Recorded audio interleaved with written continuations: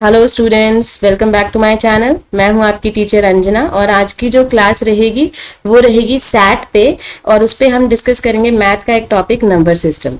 ठीक है, ये होगा लेवल 2। इससे पहले जो है लेवल 1 जो है नंबर सीरीज का ही वो हम अपने चैनल पे अपलोड कर चुके हैं। तो अगर अभी तक किसी ने नहीं देखा है तो वहां जाके उसे चेकआउट कर सकता है। लिंक जो है वो डिस्क्रिप्शन में हमने प्रोवाइड कर दिया है। तो चलिए ज़रा हम स्टार्ट करते हैं नंबर सिस्टम के लेवल 2 को। तो पहला क्वेश्चन जो आपकी स्क्रीन पे है वो है Euclid lemma states that for any two positive integer a and b there exists a unique integer q and r such that a is equal to bq plus r where r must be। so आपके पास दे रखा है a is equal to bq plus r। so Euclid lemma में क्या है, जो आपका a होता है वो होता है आपका डिविडेंड, a होता है आपका डिविडेंड, b होता है आपका डिवाइजर और q होता है आपका कोशेंट। ठीक है, और r होता है आपका रिमाइंडर। ठीक है जी, जो आपका रिमाइंडर होता है ना वो ऑलवेज इक्वल होता है 0 के, यानी कि r जो है ग्रेटर देन इक्वल हो सकता है 0 के और लेस देन होता है हमेशा डिवाइजर के। तो जो कंडीशन फॉलो होगी वो होगी number C. So right answer is number C. ठीक है, तो चलिए जरा सेकेंड क्वेश्चन देखते हैं। सेकेंड है the decimal expansion of 21/45 is. अब 21/45 को अगर आप चेक करोगे, सबसे पहले आपको टर्मिनेटिंग नॉन टर्मिनेटिंग का पता होना चाहिए कि वो क्या होते हैं। ठीक है, सो जो टर्मिनेटिंग होते हैं वो कौन से नंबर्स होते हैं, जिनका जो डिनोमिनेटर है उसको आप लिख सकते हो 2 की पावर m इंटू 5 की पावर n फॉर्म में। ठीक है, लेकिन जो आपका नॉन टर्मिनेटिंग होता है, नॉन टर्मिनेटिंग या जिसको आप रिपीटिंग भी कहते हो, ठीक है, उसका जो डिनोमिनेटर होता है, या आप ऐसे बोल सकते हो कि अदर देन 2 and 5 हो सकता है।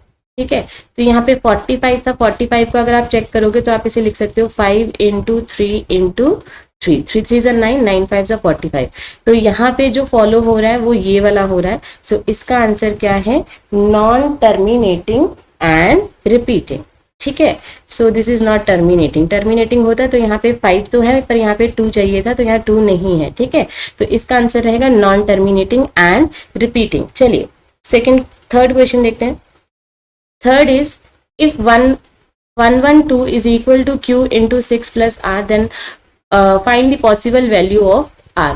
तो अगेन ये इक्विलिड लेमा को जो है फॉलो कर रहा है। यहाँ पे जो r है आपका रिमाइंडर है और r हमेशा ग्रेटर देन इक्वल टू 0 और लेस देन होना चाहिए अपने डिवाइजर से। तो यहाँ जो डिवाइजर है वो है 6, तो r की वैल्यू जो होगी वो 0 मतलब 0 हो सकती है, 1 हो सकती है, 2 हो सकती है, 3 4 5 बट 6 नहीं हो सकती। ठीक है, तो माय आंसर इज बी। चलिए नेक्स्ट देखते हैं। नेक्स्ट क्वेश्चन है by Euclid division x is equal to q y प्लस r where x is greater than y the value of q and r for x is equal to 27 and y is equal to 5। तो चलिए आपको दे रखा है, आप यहाँ पे लिख लीजिए हमें क्या गिवन है। x जो है वो है 27 which is equal to y कितना है आपके पास 5 है और q as such plus r। ठीक है, this is your dividend and this is your divisor, है ना। तो जब आप इसे मैं करके दिखा देती हूँ, 27 को 5 के साथ करोगे तो क्या आएगा, 5 5 25 और नीचे रह जाएगा दैट इज 2। ठीक है, तो जो आपका कोशेंट है वो कितना है 5 है और जो आपका रिमाइंडर है वो कितना है 2। So my answer is q is equal to 5 and r is equal to 2। चलिए नेक्स्ट क्वेश्चन देखते हैं, fifth one. If p by q is a terminating decimal what can you say about q। ठीक है, q is your denominator, so q must be in the form of 2 की power m, q must be in the form of 5 raised to the power n, q must be in the form of 2 raised to the power m and 5 raised to the power n, and q must be in the form of 2 raised to the power m 5 raised to the power m where m and n are the non negative integers। so कई बच्चे क्या करते हैं, इस पे जो है टिक कर देते हैं ऑप्शन सी पे, पर option C is not a right answer, option D is right answer. Because चलिए टर्मिनेटिंग में हमें ये तो पता है कि जो q होता है वो always 2 raise to the power m और 5 raise to the power n form में होना चाहिए, बट जो n और m होते हैं वो ऑलवेज क्या होते हैं, नॉन नेगेटिव इंटीजर्स होते हैं। तो हमारा आंसर जो है वो है डी। चलिए नेक्स्ट क्वेश्चन देखते हैं। Next is If 32 by 500 is equal to 32 by 2 raised to the power 2 into 5 raised to the power m, find the value of m. तो मैं क्या करूंगी, इस 500 को पहले मैं फैक्टराइज कर लेती हूँ, प्राइम फैक्टराइजेशन इसकी कर लीजिए. सो इसे कर लीजिए आप solve. So this is 250, again 2 से कर देते हैं डिवाइड, दिस इज 1 2 5. फिर आप किससे करोगे, 5 से कर देते हैं, दिस इज 25. फिर आप अगेन 5 से कर लीजिए. सो अगेन 5 से करोगे तो आपके पास जो फैक्टर्स बन रहे हैं वो बन रहे हैं 2 का स्क्वायर एंड 5 की पावर 3. ठीक है, तो यहाँ पे देखिए m कितना हो गया आपका 3. तो माय आंसर इज 3. चलिए नेक्स्ट क्वेश्चन देखते हैं. द 7th क्वेश्चन, यहाँ पे आपको क्वेश्चन दिया, ये एनसीईआरटी का ही क्वेश्चन है. 7 into 11 into 13 plus 13 is an what?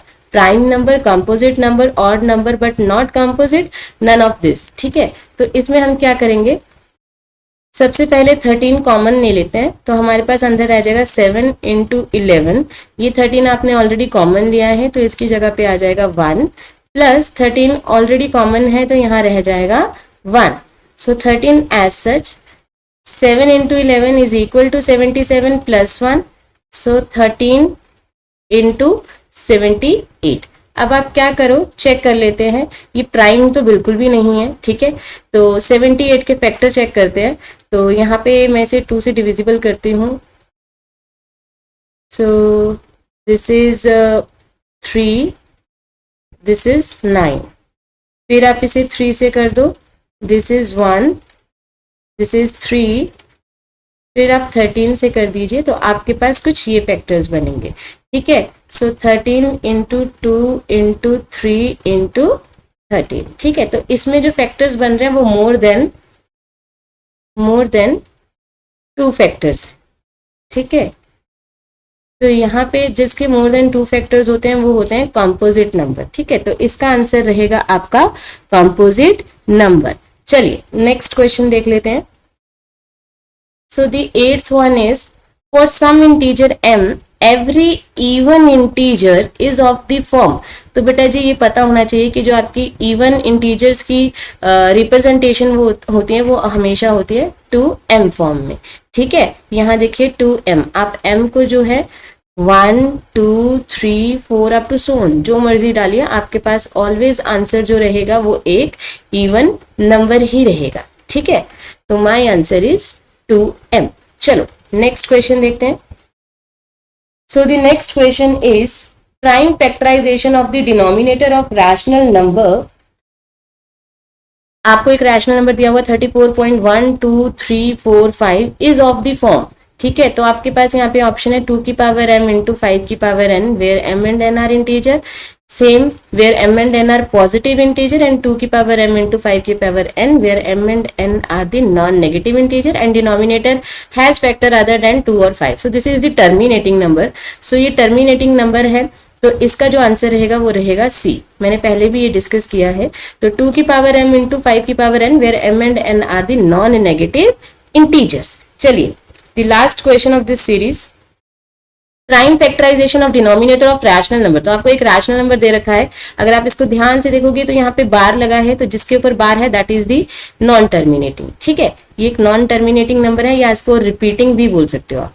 ठीक है, ये रिपीटिंग नंबर है.